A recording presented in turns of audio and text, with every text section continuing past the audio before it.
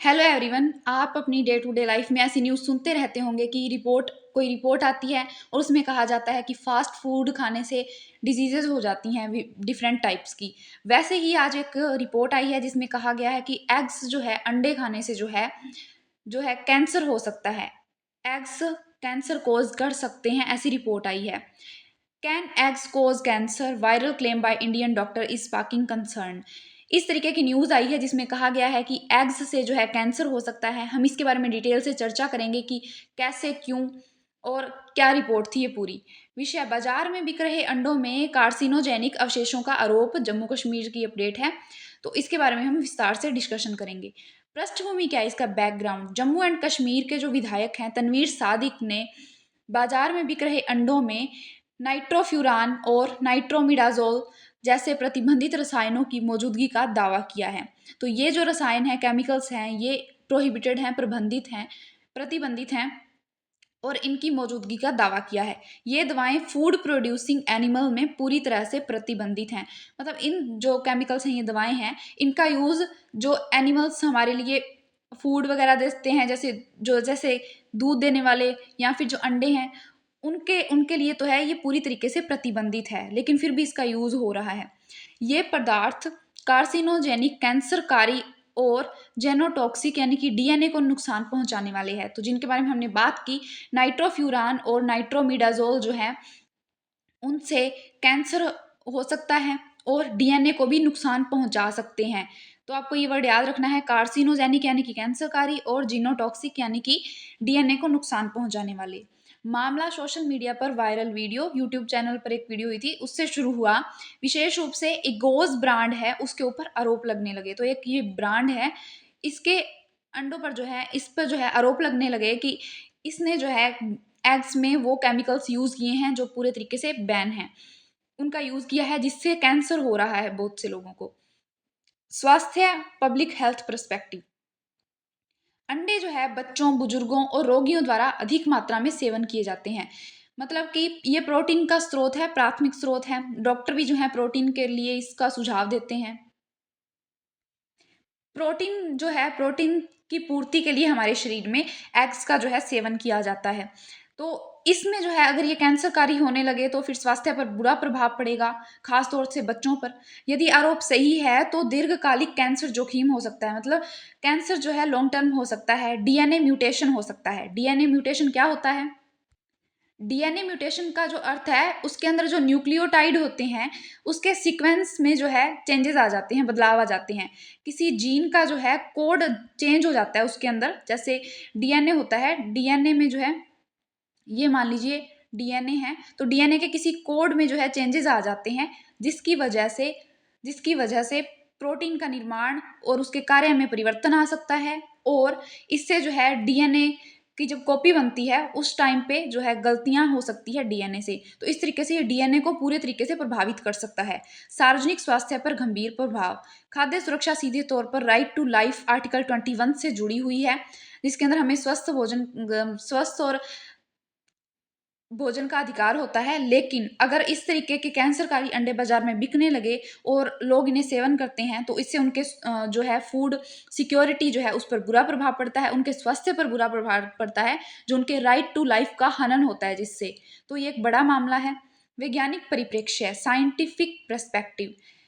Nitrofuran और नाइट्रोमिडाजोल पहले में संक्रमण रोकने के लिए प्रयोग में होती थी। तो इनका जो यूज है वो पशुओं में इन्फेक्शन रोकने के लिए यूज होता था। कुछ जो देशों में है एब्सोल्यूट जीरो टॉलरेंस नीति है, उसके अंदर जो है इनको जो है पूरी तरीके से बैन किया गया है। लेकिन इंडिया में जो है इनको अलाउड नहीं किया गया है, लेकिन फिर भी कहीं ना कहीं ये यूज हो जाती हैं। कथित रिपोर्ट। नाइट्रोफ्यूरान और मेटाबोलाइट जो है AOZ 0.7, इसकी आदर्श सीमा जो है 0.4 या फिर 0 डिसाइड करी गई है। ये क्या है? AOZ यानी कि 3 अमीनो 2 ऑक्साजोलिडिनोन। यह है नाइट्रोफ्यूरान नाम की प्रतिबंधित एंटीबायोटिक का मेटाबोलाइट अवशेष, टूटने के बाद अवशेष होता है। अगर AOZ मिलता है तो इसका मतलब है कि नाइट्रोफ्यूरान का इस्तेमाल हुआ है।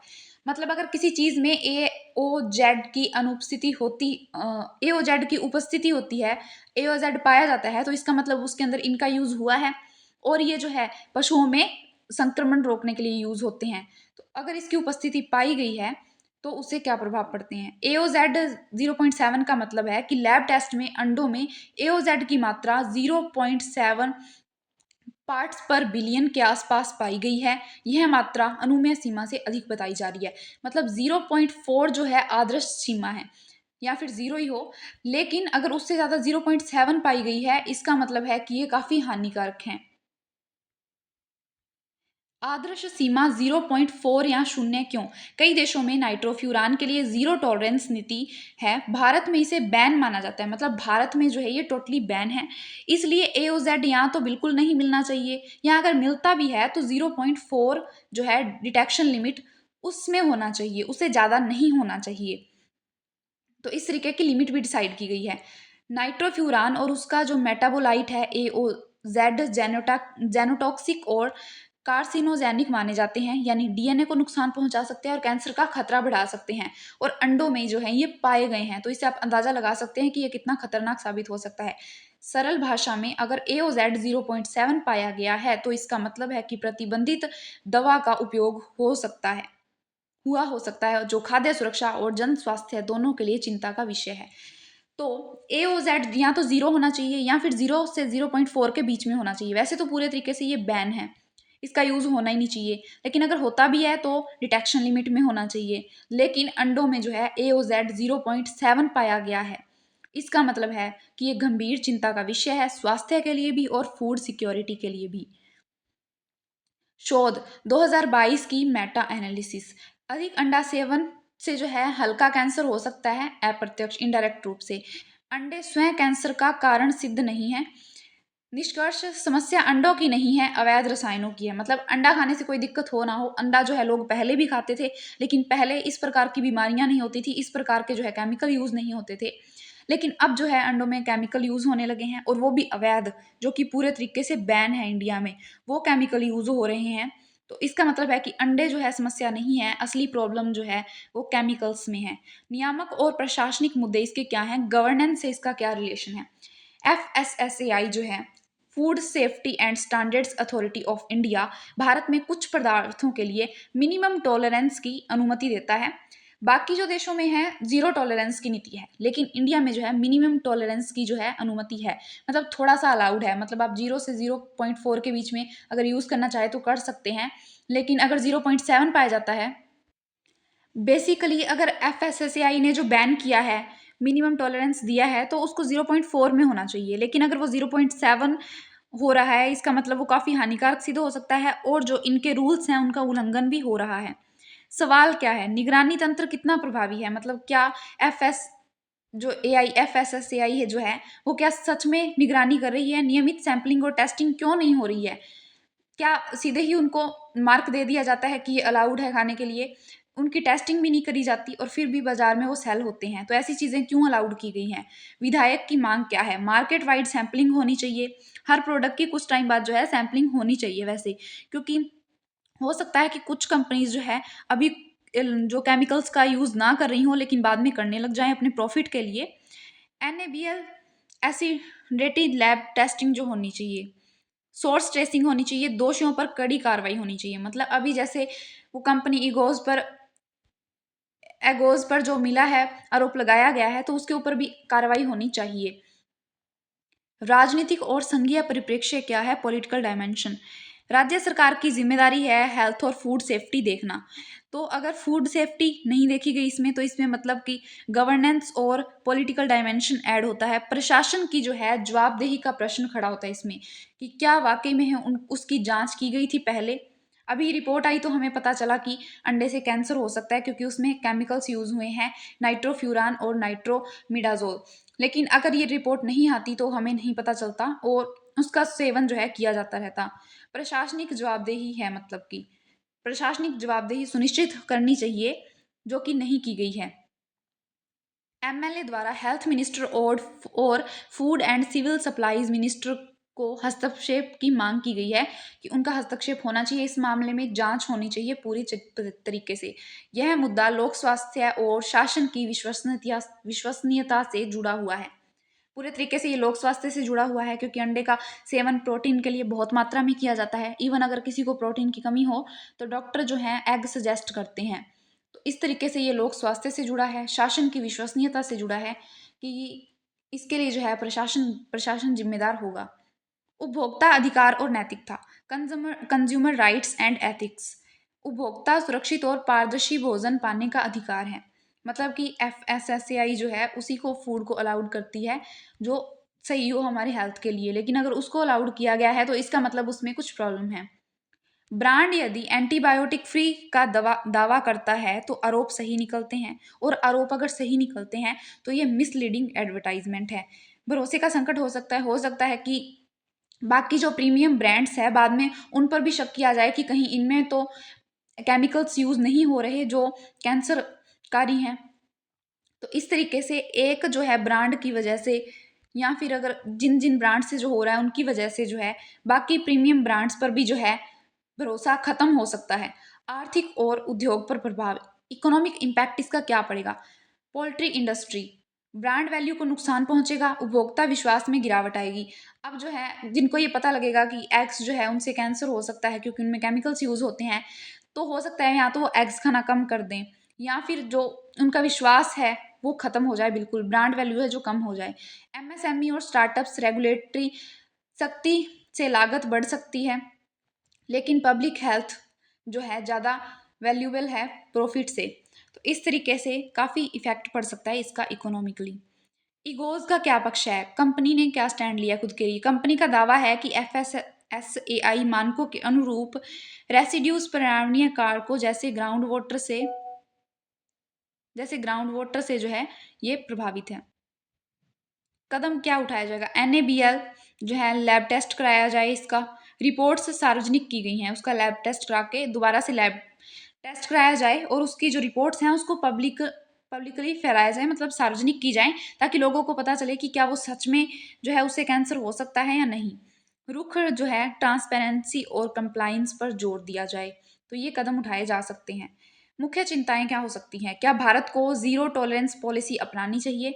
मतलब भारत में मिनिमम टॉलरेंस चलता है कि थोड़ा बहुत यूज कर सकते हैं केमिकल एक डिटेंशन लिमिट में, लेकिन अगर उससे ज़्यादा हो तो वो स्वास्थ्य के लिए हानिकारक हो सकता है। तो भारत को जीरो टॉलरेंस पॉलिसी अपनानी चाहिए, क्योंकि प्रॉफिट से ज़्यादा हेल्थ वैल्यू करती है जनता की, क्योंकि एक स्वस्थ नागरिक ही GDP में जो है योगदान दे सकता है। क्या सोशल मीडिया आधारित रिपोर्ट्स से नीति तय होनी चाहिए। मतलब कई बार ऐसा हो सकता है कि सोशल मीडिया रिपोर्ट्स जो है झूठ हो सकती हैं, लेकिन अगर रिपोर्ट्स अगर सच होती है, बाद में ये सच में पाया जाता है कि एग से जो है कैंसर हो सकता है, तो उससे काफ़ी ज़्यादा नुकसान होगा कंपनी को भी और जो पोल्ट्री इंडस्ट्री है उसको भी। फूड सेफ्टी बनाम ईज ऑफ डूइंग बिजनेस, मतलब कि ईज ऑफ डूइंग बिजनेस के लिए जो है मिनिमम टॉलरेंस जो है पॉलिसी अपनाई है इंडिया ने, लेकिन क्या फूड सेफ्टी जरूरी नहीं है।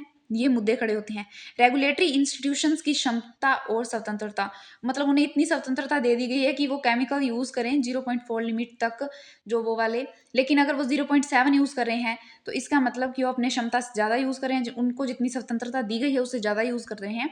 इस तरीके से एथिकल मुद्दे भी खड़े होते हैं। पब्लिक हेल्थ पर्सपेक्टिव, खाद्य सुरक्षा, निवारक स्वास्थ्य, प्रिवेंटिव हेल्थ केयर।